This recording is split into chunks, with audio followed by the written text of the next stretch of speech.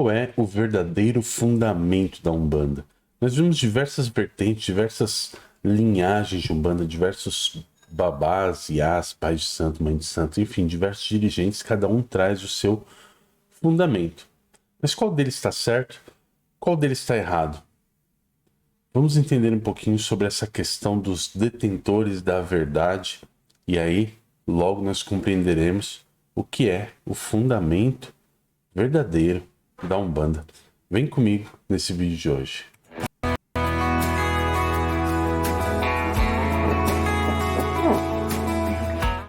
Salve meus irmãos, sejam bem-vindos a mais um vídeo aqui do nosso canal Umbanda Só Umbanda. Eu sou Beto Ângeles, sacerdote umbandista do terreiro de Umbanda Jardim do Céu, que fica em Diadema, São Paulo. E eu peço para você se inscrever aqui no canal, né? Já deixar o seu like, que faz toda a diferença. Assina o sininho para receber todas as notificações, receber os nossos outros vídeos, né? Para você poder ver primeiro. E deixa aqui embaixo o seu comentário, também faz toda a diferença. O seu comentário é muito importante para nós. Vamos lá. Verdadeiro fundamento da Umbanda. Muitas vezes as pessoas nos mandam mensagens perguntando assim: isso aqui tá certo, aquilo ali tá certo, lá no meu terreiro faz assim, no meu terreiro faz assado. E é uma situação bem complicada, né? Porque ao mesmo tempo que nós vemos pessoas em dúvida, perguntando o que é certo e o que é errado, nós vemos também pessoas, principalmente nas redes sociais, fazendo a famosa lacração, né? Querendo dizer, olha, tá lacrado, tá fechado, é assim, né? E aí a pessoa vai lá e fala, tem que ter isso, tem que ter aquilo, tem que fazer dessa forma ou daquela. E nós temos que tomar muito cuidado com isso, porque não existe dono da verdade. A Umbanda é uma verdade absoluta na vida de cada um. Ou seja, a Umbanda ela é o que você pratica como Umbanda. A Umbanda, apesar de ser de ter a sua base bem sólida e fundamentada, essa base ela se espalha e se amolda à necessidade de cada casa, à necessidade de cada terreiro, né? Então, existem terreiros, por exemplo, que utilizam muitos termos iorubá, outros nem tanto. Existem terreiros que cultuam 7 orixás, outros cultuam 9, alguns cultuam 11, outros cultuam 14. Alguns não cultuam orixás. Alguns terreiros possuem os santos católicos no altar, outros não possuem santos católicos. Alguns usam como base a literatura de Allan Kardec. Outros não, outros usam como base a cultura Nagô-Yorubá. Nós temos diversas vertentes de Umbanda e cada uma tem a sua verdade. Mas dentro de cada vertente ainda existem as micro-verdades, né? Por exemplo, dentro de uma mesma linhagem, nós temos uma casa que faz uma prática e quando sai dela uma segunda casa, essa segunda casa, por mais que tenha a base naquela prática, ela acaba transformando aquela prática. Por quê? Porque o que influencia a Umbanda é a bagagem do dirigente, né? Aquilo que o dirigente traz como conhecimento base, seja numa outra religião que ele já frequentou, seja nos seus estudos, ele traz uma base. Essa base do dirigente, ela é adaptada à base doutrinária da linhagem. Depois ela recebe a influência do guia-chefe da casa, o guia espiritual, porque o guia também tem o seu método de trabalho, então ele acaba influenciando ali. E por fim ela recebe a influência da comunidade. Eu vou dar um exemplo para você aqui bem rapidinho de uma situação de influência de cada uma das situações, tá? Então você imagine que a pessoa X, né, o fulano, ele foi criado no candomblé. Ele foi criado, foi iniciado, e em determinado momento da vida dele, frequentando ali o candomblé, ele resolveu se tornar um bandista e abrir um terreiro de Umbanda. Dentro desse terreiro dele, ele terá vários fundamentos que ele aprendeu no candomblé. Por quê? Porque dentro da crença dele, dentro da fé dele, na mente dele, aqueles fundamentos são fundamentos adequados, são fundamentos importantes. Então ele vai trazer aqueles fundamentos para o terreiro onde ele é dirigente. O guia espiritual, Perdão, eu vou falar do guia depois. Já ia atropelando. Ele trouxe aqueles fundamentos. Um dos filhos de santo dele, chega ali um dos filhos de santo, e esse filho veio do catolicismo. Ele era católico fervoroso ali, mas aí ele conheceu a Umbanda, se apaixonou. E ele começa a praticar até que ele chega ao grau de dirigente espiritual e resolve abrir a própria casa. Na visão de mundo dele, a base vem do catolicismo. Então é natural que a casa desse pai e deste filho tenham algumas práticas diferentes. Uma delas com mais ênfase na cultura, no resgate da cultura africana, outra com mais ênfase na cultura judaico-cristã. E aí nós já conseguimos enxergar a primeira diferença aqui. Agora vamos imaginar tendo essas duas casas como base, que na primeira o filho veio, né, o dirigente veio do candomblé, mas o guia espiritual resolveu inserir algumas coisas por conta do método de trabalho dele. Então ele pegou aquele culto que estava sendo feito e falou, olha, tudo bem fazer o xirê, tudo bem fazer o culto ao orixá, a manifestação, tudo bem cada médium manifestar só o orixá que é de sua cabeça, como é feito no candomblé. Mas nós vamos também dar passes e consultas. Então, o que acontece? Ele já mudou aquele fundamento que vem do candomblé e adaptou para uma versão da Umbanda, onde os guias vêm para atender, para dar passe e consulta. O filho dele vai levar esse fundamento para a casa dele. Vai levar esse fundamento. Mas esse filho, ele tem uma tendência mais católica.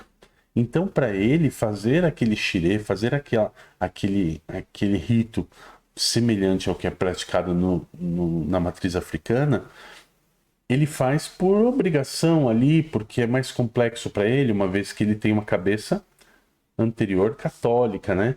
Então o guia chega ali, o guia daquele médium, dirigente daquela segunda casa, chega e fala, não, olha, você pode tirar o xirê e vamos fazer só o atendimento, vamos fazer giras de Umbanda e vai ter só o atendimento.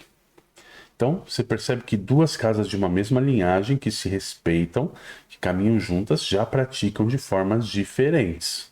Você já encontrou diferenças nas duas casas. E aí, qual a influência que vem da comunidade? Então, imagine que a comunidade lá na primeira casa gosta mais da parte dos orixás.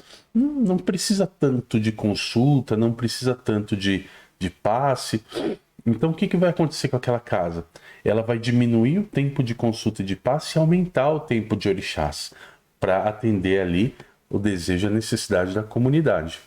Já na outra casa, o pouco que restou ali de prática de orixá não é bem recebido pela comunidade. Por quê? Porque é uma comunidade mais carente de atenção e eles querem passe, eles querem consulta, eles querem falar com o guia.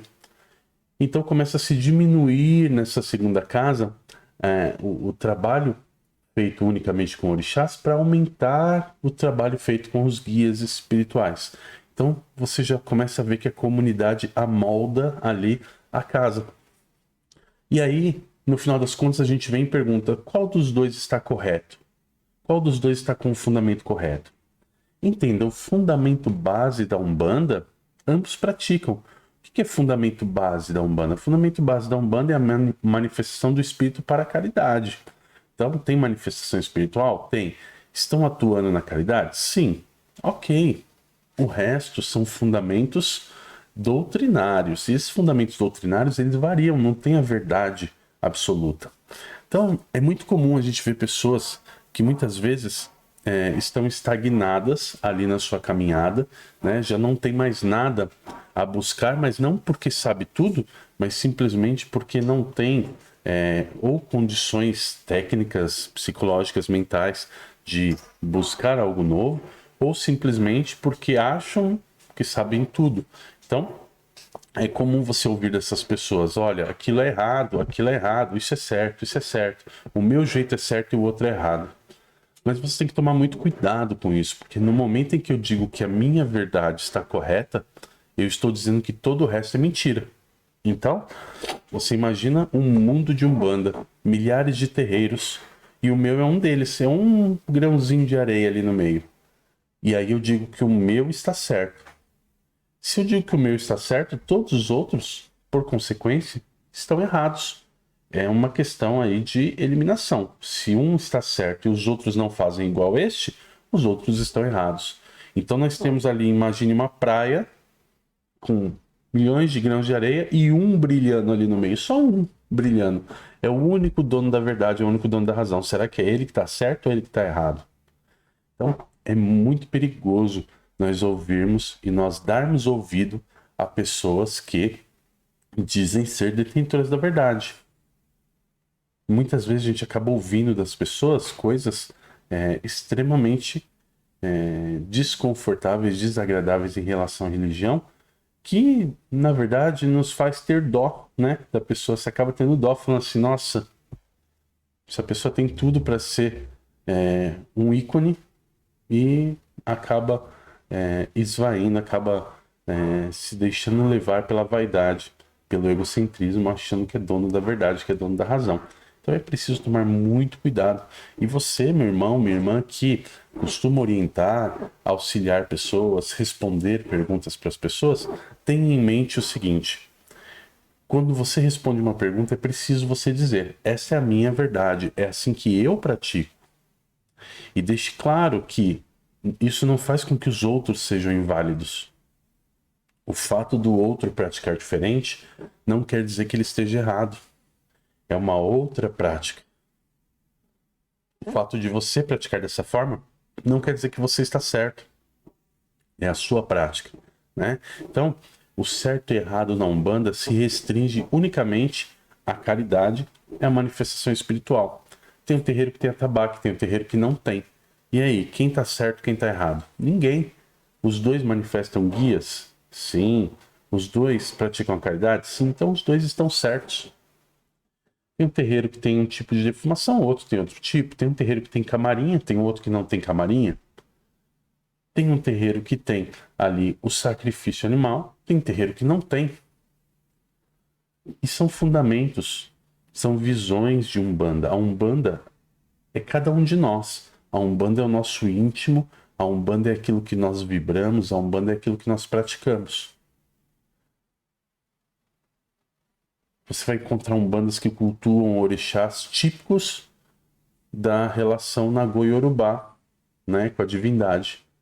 Mas a Umbanda não cultua isso. Seria errado dizer isso. Por quê? Porque a Umbanda é inclusiva. Ela pode trazer, sim, os orixás da cultura Nagô-Yorubá e cultuá-los sem problema nenhum. Na base, a Umbanda tem uma visão do orixá e o culto de nação, né? A matriz africana tem outra, porque o candomblé, os cultos de nação, eles têm ali um resgate da ancestralidade, enquanto a Umbanda tem uma renovação, uma nova visão, né? É uma nova leitura. O orixá é o mesmo, mas cada um tem a sua leitura, cada um tem o seu ponto de vista, porque são religiões diferentes e olham por lados diferentes, né? Eu até brinquei outro dia, falei pra pessoa, aqui você tá vendo as costas da minha mão, mas eu tô vendo a palma da mão aqui. Então nós estamos vendo a mesma mão, mas de lados diferentes, né? Então é preciso que você compreenda que a mão é a mesma, mas a visão é outra. A mesma coisa acontece com o orixá. O orixá é o mesmo, mas a visão é outra. Então não tem a visão certa do orixá, a visão errada. Ah, você está cultuando o orixá de forma errada. O que é a forma correta para a divindade? Errado é você vir tentar me corrigir, se meter onde não foi chamado, né? Porque normalmente os donos da verdade aparecem para se meter onde não são chamados. Então você está lá fazendo sua prática, você está feliz com ela, e a pessoa vem e fala assim, olha, porque isso que você está fazendo não é assim, isso aí está errado, eu não sei onde você aprendeu isso. Realmente você não sabe porque você não tem conhecimento necessário para saber, é claro. Porque se você tivesse o conhecimento necessário, você saberia que cada um tem o seu fundamento, cada casa tem a sua prática, cada médium, cada terreiro é único. Mesmo dentro de uma casa, os médiums são únicos. Não dá para você exigir de todos os médiums a mesma coisa. Cada um tem que ser tratado dentro da sua individualidade. Então você tem médiums que vão trabalhar melhor com caboclo, tem outros que vão trabalhar melhor com preto velho. E você não pode falar, eu só vou trabalhar com caboclo. E quem trabalha com preto velho se vire para trabalhar com caboclo. Não é assim que funciona. Você tem que trazer flexibilidade para casa para cumprir ali a jornada de todos os médiuns, para auxiliar a todos. Não quer dizer que você vai mudar o fundamento da sua casa, mas pelo menos dentro da casa, dentro dos seus filhos, você tem que trazer o acolhimento, né? Então, cada médium é uma umbanda. Cada terreiro é uma umbanda. Cada vertente, cada doutrina, cada prática é uma umbanda. E ao mesmo tempo que existem muitas umbandas, existe uma umbanda maior, a unidade. E essa umbanda maior, ela traz como base a manifestação do Espírito para a caridade. E tudo que vai além disso, vai para a individualidade de cada casa. Vai para a singularidade de cada casa ou de cada médium. Então, se você vê aqui procurando o verdadeiro fundamento da Umbanda, está aí o verdadeiro fundamento da Umbanda. O verdadeiro fundamento da Umbanda é a manifestação do Espírito para a prática da caridade. Tudo que excede a isso não deixa de ser verdade, mas se torna fundamento individual. Individual da casa, individual do médium. Então, a principal palavra que nós temos que levar adiante quando se fala em fundamento de Umbanda é respeito. Respeite ao próximo, respeite a prática do seu irmão e não se meta onde não é chamado. Se você for convidado a falar, fale. Se alguém te perguntar, tire a dúvida. Né? Aos que sabem mais, com os que sabem mais aprenderemos, aos que sabem menos ensinaremos. Mas nunca se intrometa. Né? Faltou uma coisinha nessa frase aí do Caboclo das Sete Encruzilhadas, né? Ele devia ter dito: com os que sabem mais aprenderemos, aos que sabem menos ensinaremos, a nenhum renegaremos e nunca nos meteremos, né? Porque o que tem de gente hoje se metendo no trabalho alheio não dá para escrever numa folha de sulfite, né? Você tem que ter um livro aí para pôr o nome de todo mundo. De qualquer forma, eu agradeço por você ter acompanhado. Deixe seu like, deixe aqui embaixo o seu comentário. Compartilhe esse vídeo, não esqueça de se inscrever no canal. Muito obrigado por acompanhar até aqui. Um grande abraço para você. Axé.